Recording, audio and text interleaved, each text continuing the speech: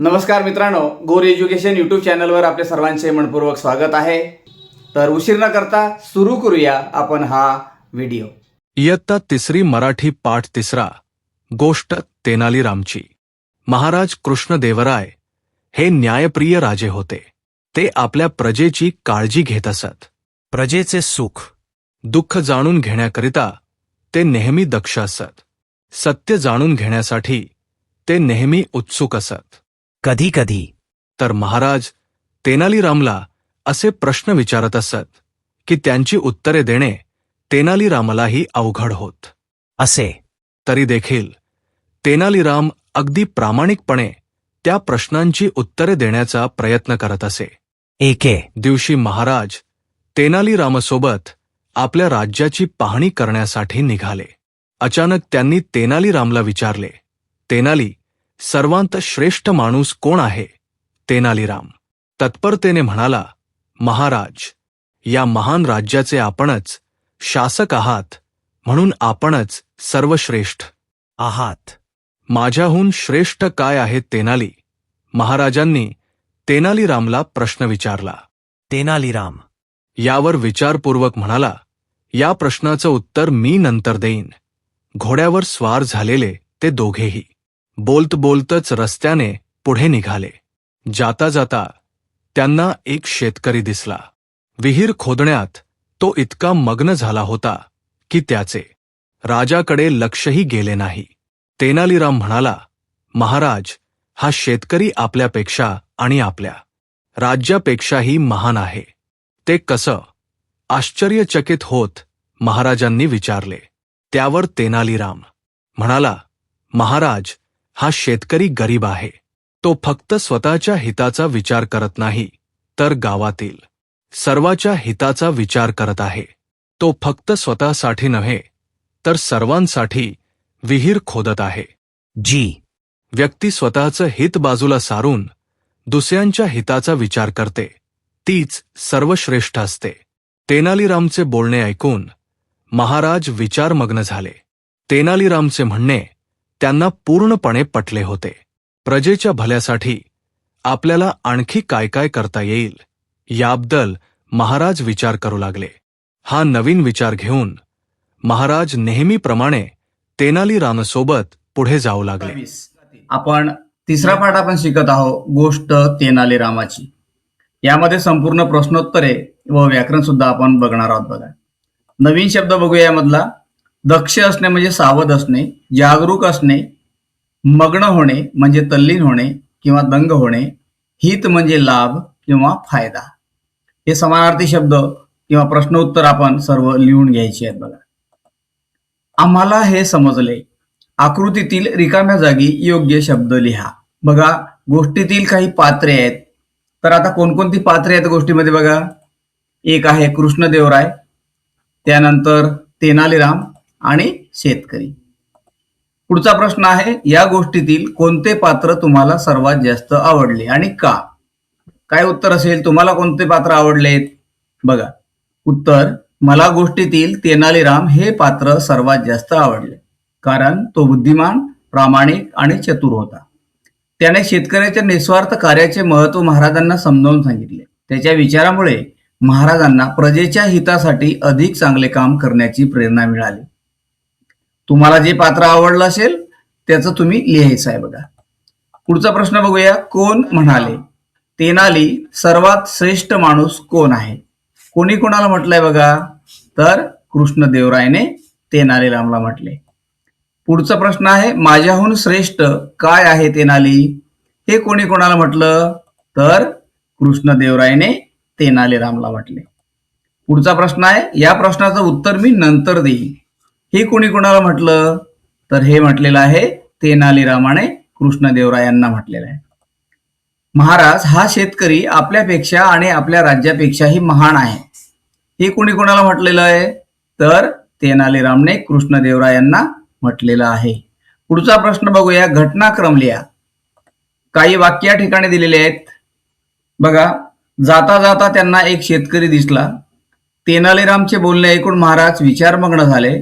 महाराज तेनालीराम सोबत आपल्या राज्याची पाहणी करण्यासाठी निघाले। घोड्यावर स्वार झालेले ते दोघेही बोलत बोलतच रस्त्याने पुढे निघाले. या चारही वाक्याचं तुम्हाला घटनाक्रम लिहायचा आहे. पहिलं वाक्य कोणतं, दुसरं कोणतं, तिसरं कोणतं आणि चौथं कोणतं. बघूया आपण. तर योग्य क्रम कसा आहे बघा. तर पहिलं वाक्यामधलं हे असेल, महाराज तेनालीराम सोबत आपल्या राज्याची पाहणी करण्यासाठी निघाले. दुसरं वाक्य कोणतं असेल, तर घोड्यावर स्वार झालेले दोघेही बोलत बोलतच रस्त्याने पुढे निघाले. तिसरं वाक्य कोणतं असेल, तर जाता जाता त्यांना एक शेतकरी दिसला. पुढचं वाक्य बघा, तेनालीरामचे बोलणे ऐकून महाराज विचारमग्न झाले. हा या चारही वाक्यामधला घटनाक्रम आहे बघा. पुढचा प्रश्न बघूया. विचार करा व सांगा. तोंडी उत्तरे तुम्हाला सांगायची आहेत. तर बघा, पहिला प्रश्न यामधला, शेतकरी सर्वश्रेष्ठ आहे या वाक्याचा तुम्हाला समजलेला अर्थ सांगा. तर वर्गात तुम्हाला या प्रश्नाचं उत्तर सांगायचं आहे बघा. प्रश्न दुसरा आहे, या कथेतून तुम्ही काय शिकलात. तुम्हाला याही प्रश्नाचं उत्तर तोंडी द्यायचं आहे. राजाच्या जागी जर तुम्ही असता तर तेनालीरामचे कौतुक कसे केले असते, हे तुमच्या शब्दातून तुम्हाला वर्गामध्ये या प्रश्नाची उत्तरे द्यायची आहेत बघा. खेळूया शब्दाशी. खालील शब्दांचा वाक्यात उपयोग करा. बघा, या ठिकाणी न्याय हा शब्द आहे. या शब्दाचा वाक्यात उपयोग कसा होईल बघा. न्याय नेहमी सत्याच्या बाजूने असतो. दुसरा शब्द आहे सुख. दुसऱ्यांना मदत केल्याने खरे सुख मिळते. पुढचा प्रश्न आहे बघा, गोड. या शब्दाचा वाक्यात उपयोग कसा होईल. आईचे बोलणे नेहमी गोड असते. आणि पुढचा शब्द आहे श्रेष्ठ. प्रामाणिक माणूस समाजात श्रेष्ठ मानला जातो. बघा, या ठिकाणी आपण या चारही शब्दाचा वाक्यात उपयोग केलेला आहे बघा. पुढचा प्रश्न बघूया. खालील शब्दांना सु हा उपसर्ग लावून नवीन शब्द तयार करा. जसं की उदाहरणार्थ वचन सुवचन, तर तसाच बोध सुबोध, गंध सुगंध, वास सुवास आणि विचार सुविचार. बरोबर उत्तरे आहेत. मूळ शब्दाच्या आधी जी अक्षरे जोडली जातात त्यांना उपसर्ग असे म्हणतात. बघा, हे व्याख्या तुम्ही पाठ करून घ्यायची आहे. लिहिते होऊया. शेतीतील विविध कामांविषयी माहिती मिळवा. मिळवलेली माहिती 5 ते 6 वाक्यामध्ये लिहा. याचं उत्तर कसं आहे बघा. तर शेतीमध्ये अनेक प्रकारची कामे केली जातात. सर्वप्रथम शेताची नांगरणी करून जमीन तयार केली जाते. त्यानंतर बियाणे पेरले जाते आणि पिकांना वेळोवेळी पाणी व खत दिले जाते. पिकांमधील तण काढून त्यांची योग्य काळजी घेतली जाते. पीक तयार झाल्यावर त्याची कापणी करून धान्य साठवले जाते आणि शेतकऱ्यांच्या मेहनतीमुळे आपल्याला अन्नधान्य मिळते. हे या प्रश्नाचं उत्तर आहे बघा. पुढचा प्रश्न बघूया आपण. या कथेचा शेवट तुम्ही कसा कराल, कल्पना करा आणि लिहा. उत्तर काय आहे बघा याचं. तर महाराजांनी तेनालीरामचे विचार मनापासून स्वीकारले. त्यांनी या शेतकऱ्याचा सत्कार करून त्याला बक्षीस दिले. तसेच राज्यातील प्रत्येक गावात विहिरी, तलाव आणि इतर सार्वजनिक सोयी उभारण्याचा निर्णय घेतला. प्रजेलाही समाजाच्या हितासाठी काम करण्याची प्रेरणा मिळाली. अशा प्रकारे राज्य अधिक सुखी, समृद्ध आणि आदर्श बनले. पुढचा प्रश्न बघूया. कृतीतून शिकूया. बघा, या ठिकाणी तेनालीराम चतुर बिरबल याची पुस्तके मिळवा आणि त्यातील गोष्टी वाचा. वाचलेल्या गोष्टी वर्गात मित्रमैत्रिणींना सांगा. पुढचा प्रश्न पाहूया. आपण समजून घेऊया. चित्रे पहा आणि सांगा. या ठिकाणी बघा, हे व्याकरण आहे.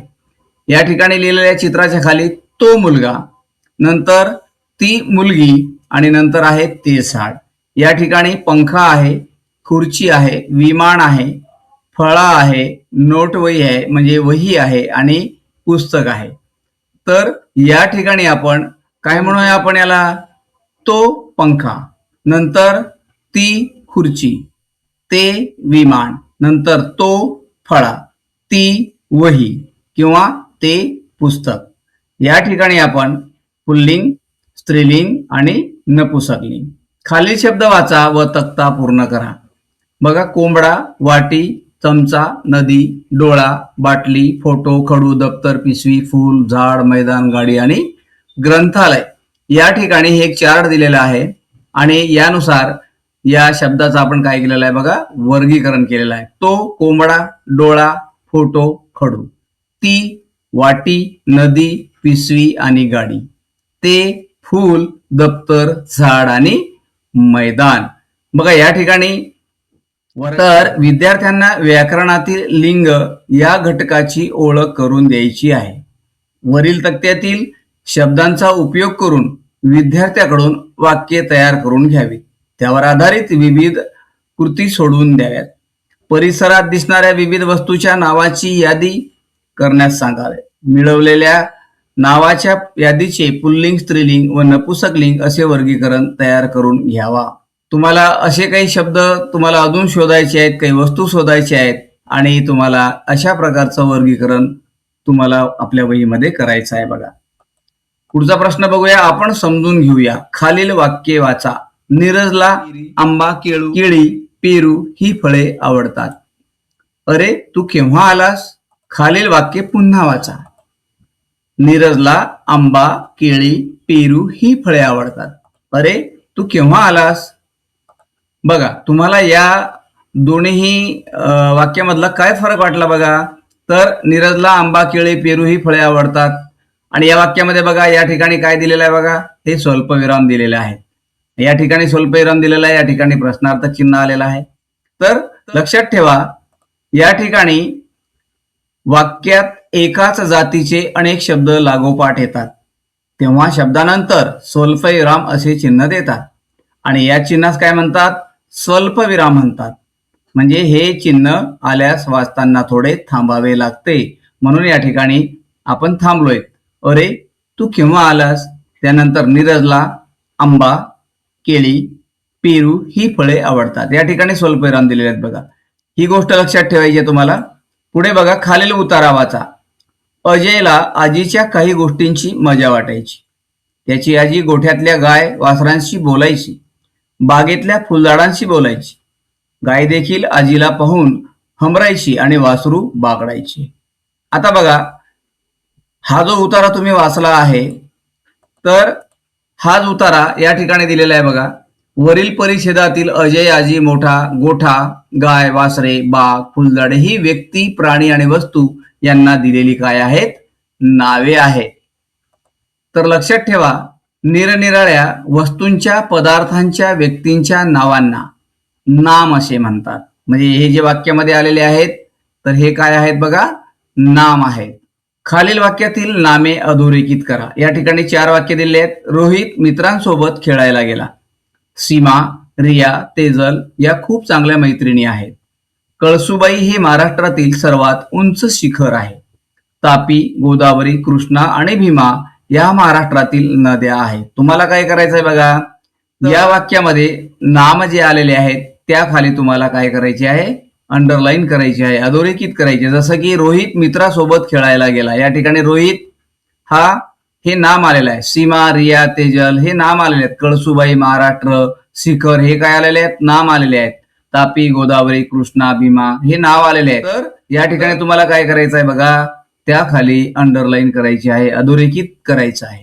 राघव ऐवजी गीता हे नाम वापरून वाक्य पुन्हा लिहा. या ठिकाणी 3 वाक्य दिलेले आहेत. हा राघव आहे. राघवला खेळायला खूप आवडते. राघव घरकामात मदत करतो. तुम्हाला या राघव ऐवजी गीता हे नाम वापरून पुन्हा लिहायचे. कसे होतील ते वाक्य बघा. ही गीता आहे. गीताला खेळायला खूप आवडते. गीता घरकामात मदत करते.